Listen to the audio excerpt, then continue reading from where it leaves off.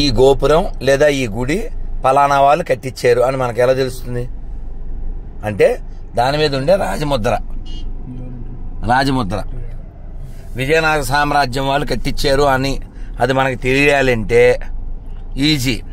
అక్కడ వరాహముద్ర ఉంటుంది, ఓ పక్కన సూర్యుడు చంద్రుడు ఉంటారు, చేతిలో ధ్వజం అంటే జెండా ఉంటుంది. దాని అర్థం ఏంటి? ఈ విజయనగర సామ్రాజ్యం సూర్యచంద్రాదులు ఉన్నంత వరకు ఉంటుంది అని అర్థం. కానీ ఈ రాయలవారి వంశంలో ఆ తర్వాత వచ్చినటువంటి వాళ్ళల్లో ఒక ఆయన ఈ పందుల్ని నమ్మాడు. అసలు విద్యారణ్యుల వారు ఆ వరాహం బొమ్మ ఎందుకు పెట్టారు? ఈ పందుల జాతి నుంచి ధర్మాన్ని దేశాన్ని కాపాడడానికి. అలాగే డబ్బులు కూడా వరాహం అని పేరు తెలుసా? వరహాల శెట్టి పేరు వినలే? వరహాలు అదైందా? అన్నమే కూడా అంటే అంతెందుకు, మన రామదాస్ గారు కూడా చెప్పారుగా, కలికి తూరాయినే కులుకూతూ చేయిస్తే రామచంద్ర దానికి 10,000 వరాలు పట్టే రామచంద్ర.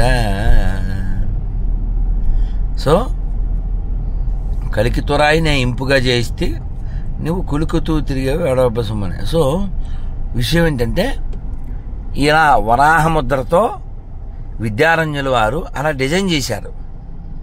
సో మనం చాలా దేవాలయాలను కోల్పోయాం. పేరుకి మన మెజార్టీయే, కానీ మన దేశంలో మనకి విలువ లేకుండా తయారు చేశారు ఈ కాంగ్రెస్ పార్టీ అనేటువంటి బ్రిటిష్ పార్టీ వాళ్ళ యొక్క ఆధ్వర్యంలో. మన గుడికి వెళ్ళాలంటే మనం ట్యాక్సులు కట్టాలి, టోల్ కట్టాలి, డబ్బులు కట్టాలి, ఎక్స్ట్రా టికెట్లు పెట్టి కొనుక్కోవాలి. ఆ జాతరకు ₹1,00,000 ఇచ్చేవాళ్ళు ఒకళ్ళు, మౌజన్లకి పాస్టర్లకి జీతాలు ఇచ్చేవాళ్ళు. ఎక్కడన్నా ఉందా దరిద్రం? చర్చి నుంచి మసీద్ నుంచి ఎంత వస్తుంది అడిగేవాడు ఉన్నాడా? లాయర్లు చూస్తేనేమో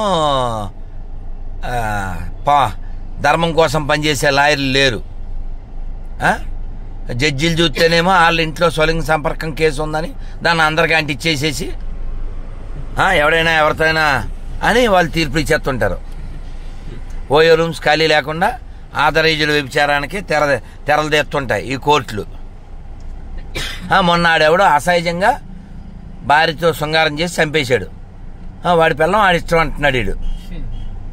అదో తీర్పు, ఆడో జడ్జి.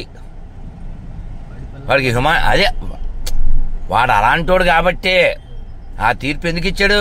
తీర్పు ప్రకారం ఆడు కూడా వాళ్ళ ఇంట్లో చేయొచ్చు కదా. ఆడదే వాళ్ళ ఇంట్లో ఆడదే, అందుకే అలానే తీర్పు ఇచ్చాడు. అసలు హ్యుమానిటీ ఉందా?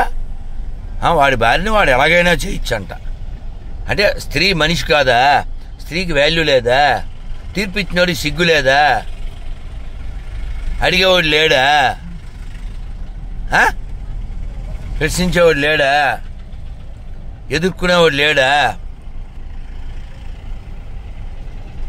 మీరు గమనించండి, ఎప్పుడైనా ఈ విడాకుల కేసులు వస్తే అందులో 100-99 హిందువులు మాత్రమే కోర్టుల చుట్టూ తిరుగుతున్నారు.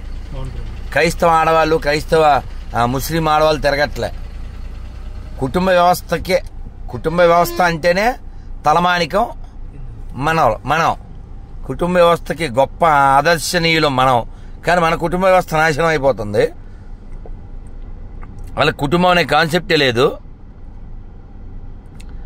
అలాంటి వాళ్ళు వాళ్ళ జాతిని నిలబెట్టుకోవడానికి వాళ్ళు వాళ్ళ స్త్రీలను కంట్రోల్ చేస్తున్నారు. ఇక్కడో పొద్దున్న మామిడాకులు, సాయంత్రం మామిడాకులు.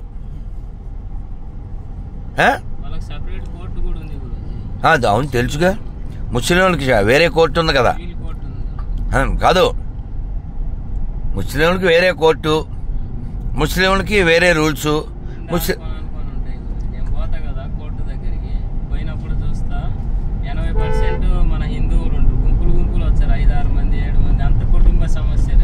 ఏ కుటుంబ సమస్యలు ఏంట్రా? కుటుంబ సమస్యలు ఏం లేదు, కేవలం ఈగో వచ్చే కాదు. దేశాన్ని ధర్మాన్ని రక్షించుకుందాం, దానికోసం మొగుడే ఉన్నా అంటే ఓ మాట పడదాం, పిల్లం ఏమన్నా వేరేగా ఉంటే దాన్ని సరి చేసుకుందాం. ఇవి లేవు మనకి. ఈగో. దేశం ఎట్లయినా పోనే, పిల్లలు ఎట్లా అన్నా పోనీ, పోనీ దేశం పక్కన పెట్టు. ఆడపిల్ల ఉంటుంది, మగపిల్లోడు ఉంటాడు, చిన్నపిల్లోడు ఉంటాడు. వీడు కొంచెం అడ్జస్ట్ అవ్వచ్చు, ఆ అమ్మాయి కొంచెం అడ్జస్ట్ అవ్వచ్చు. అవరం ఈగో. ఇప్పుడు సింగిల్ పేరెంట్, ఆ తర్వాత దీనికి ఒక కూతురు, దానికి 15 ఏళ్ళు వస్తాయి, దీనికి 35 40 ఉంటాయి. ఎవడో పంది కన్నేస్తాడు, కన్నేసాక తర్వాత ఫ్రిడ్జ్లో 38 మొక్కలు వచ్చేస్తాయి. వచ్చిందిగా మహాలక్ష్మి 38 మొక్కలు. ఎక్కడ? బెంగళూరులో. ఎక్కడో కాదు, బెంగళూరులో 38 మొక్కలు వచ్చినాయి. కాబట్టి హిందువులతో కలిసి ఉండాలి. ఈగోకి పోకండి. మొత్తం పైకి పోయాకంటే ఈగోని అడ్జస్ట్ చేసుకోవడం బెస్ట్ కదా. పాకిస్తాన్ ఎందుకు పుట్టింది, బంగ్లాదేశ్ ఎందుకు పుట్టింది? ఈ దరిద్రానికి కారణం ఏంటి? ఏ మస్తకం, ఏ పుస్తకం అలా తయారు చేస్తుంది? అన్ని మతాలు సమానమైన దరిద్రులు ఎవరైనా సమాధానం చెప్పగలరా? ఊరికే బ్యాడ్ కామెంట్స్, నెగిటివ్ కామెంట్స్ పెట్టడం కాదు, నాతో సారీ చెప్పించగలిగే దమ్ ఎవరికైనా ఉందా?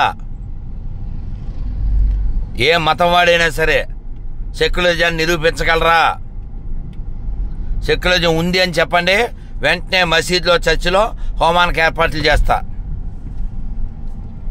మాదే ఖర్చు, మీరేం పెట్టక్కర్లే, మీరు కూర్చుని హోమంలో పాల్గొంటే చాలు. అవుద్దా? అయితే నోర్మోయిరా. సెక్యులరిజం అని వాక్కో, చెప్పు తీసి కొడతా. అయ్యే కొత్త చెప్పులు కూడా. ఏంటిది? ముస్లింలు మేము 60 మంది వచ్చినాం, మీరు ఎందుకు 10 మంది వచ్చినట్టు? మేము కూడా మౌలానా కాడికి పోదామని ఉంటాం తీర్పు కోసం. మా ఊళ్ళో ఒక 20 మంది పోయినరు, మేము కూడా పోదామని ఉంటాం. కోర్టు నమ్మేదానికి లేకపోతే మాకు. ఏ కోర్టు నమ్మాలి? చూడు, చెప్పులు లేవు ఎండలో, ఆ స్వామి చూడండి, అది కదా భక్తి అంటే. అని ఆ మాట అన్నాడు. ఏంటి ఏ కోర్టు నమ్మడు ఆయన? వాళ్ళ సివిల్ కోర్టు. సివిల్ కోర్టు కాదు, మన కోర్టేనా? మన కోర్టు కాదు, వాళ్ళ సెపరేట్ కోర్టు ఉంది గురు. కాదు, నాకు సెపరేట్ కంట్రీ ఇచ్చాక సెపరేట్ కోర్టు ఏంటిరా? కాంగ్రెస్ కుక్కలకి ఏమన్నా బుర్ర ఉందా? సెపరేట్ కంట్రీ ఇచ్చాం కదా. ఇప్పుడు నాకు అర్థం కాదు, ఇప్పుడు మల్లికార్జున్ కారులో వెళ్తున్నాం నాన్న, ఏదో గొడవ అయింది, సో దిగిపోయాను. ఇంక దిగిపోయిన తర్వాత ఇంక మల్లికార్జున్కి నాకు సంబంధం లేదు కదా. సరే, ఒక ఇంట్లో ఉంటున్నాం, గొడవ వచ్చింది, నా రూమ్ నాకు ఇచ్చేయండి, దారిలో గోడ కట్టేయండి అన్నారు, గోడ కట్టేశారు. ఇంక మళ్ళీ ఇంటితో పని ఏంటి నీకు? ఆ పొట్టోడు బాత్రూమ్ వాడుకుంటాడు అంటాడు వీడు. అసలు ఇంట్లో వాళ్ళతో గొడవ పడి వెళ్ళిపోయాక ఇంక బాత్రూమ్ వాడుకోవడం ఏంట్రా? జాతి పిత్త, జాతి పిత్త, పాకిస్తాన్ చెత్త. స్టేషన్ ఎడల్పు చేస్తున్నారు. మాకు ఇతరులో జరిగిన సంఘటన. స్టేషన్, రైల్వే స్టేషన్ ఎడల్పు చేస్తున్నారు. చేయండి. చేస్తుంటే మసీదు ఉన్నది ఆనుకొని రైల్వే స్టేషన్ కు పట్టాలకు, దానికి వాళ్ళ కోర్టులో కేసు వేసింది. వేస్తారు. 2 ఆనుకొని ఉండే కోర్టులు, వాళ్ళ సివిల్ కోర్టులో కేసు వేసింది. వాళ్ళ ఒక కోర్టులో మామూలుగా గవర్నమెంట్ ఒక కోర్టు 2 ఆనుకొని ఉంది. దాంట్లో వేస్తే ఇంకా అది అట్టనే ఉండిపోయింది. ఇంకా పట్టాలు వేయడం ఆపేసి ఇంకా సింగిల్ మిన్నే నడుస్తుంది. అది అప్పుడు అనుకున్న గురు, వీళ్ళు గ్రేట్ నిజంగా. మరి కదా, ఇప్పుడు ఆలోచించు. ఇప్పుడు నాకు నీకు గొడవ అయిపోయింది, నా రూమ్ నాకు ఇచ్చేశారు, ఇచ్చిన తర్వాత నీతో సంబంధం లేదు కదా. అంబేద్కర్ మాట వినలేదు. అంబేద్కర్ చాలా స్పష్టంగా చెప్పాడు, till the last Muslim goes to Pakistan, till last Hindu come back to India, then only the partition is completed అని చెప్పాడు. కానీ పుట్టినా కొడుకు వీడు నిరాదీక్ష చేశాడు. హిందువులను చంపుతుంటే వీళ్ళని బాగా చంపాలంటే వాళ్ళకి డబ్బులు ఇవ్వాలి, 55 కోట్లు ఇవ్వండి. ఏంటి వాళ్ళేమో పాలసీలు పంపిస్తుంటే ఆడిని జాతి పిత అన్నారంటే ఆడు 10 మంది పుట్టినట్టే. ఆడు జాతి పితే, నేను కాదని చెప్పను. కాకపోతే పాకిస్తాన్ జాతి పిత, నేను కాదంటలేదు. అది జాతి పిత్తు, అనుమానం లేదు. అది పాకిస్తాన్ జాతి పిత్త. అది ఇందులో ఏ మాటైనా నా తప్పని నిరూపించని క్షమాపణ చెప్పడానికి సిద్ధంగా ఉన్నాను. శ్రీశైలం కొండల సాక్షిగా, మీ నెత్తి మీద బండ సాక్షిగా, పైన ఉన్న ఎండ సాక్షిగా. భారత్ మాతకి జై.